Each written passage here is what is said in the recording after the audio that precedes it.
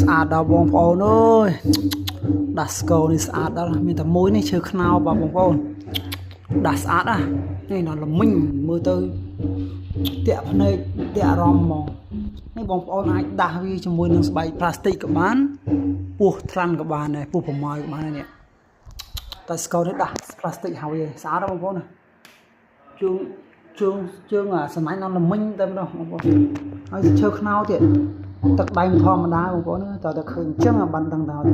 มันធម្មតាបងប្អូនស្អាតបងប្អូនឃើញបងប្អូនមកថតឲ្យមើលម្ដងទៀតថាឃើញមកគឺគាត់ថាឃើញគឺតាក់ទាញតាក់អារម្មណ៍ឆក់យកបេះដូងហ្មងស្អាតយ៉ាងនេះជាងឈ្មោះស៊ីនួនបងប្អូនជាងស៊ីនួននៅក្រុមអភិរក្សភ្លេងខ្មែរបងប្អូនទឹកដៃគាត់ស្អាតបងប្អូនចេះធម្មជាតិមកនេះអែម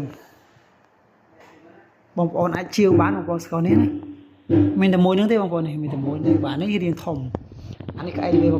25ធំអានេះទូចមុំលេងកូនស្រីក៏លេងបានបាទលេងសំឡេងល្អចាំមើលបងប្អូនឲ្យខ្ញុំថតឲ្យមើលម្ដងទៀត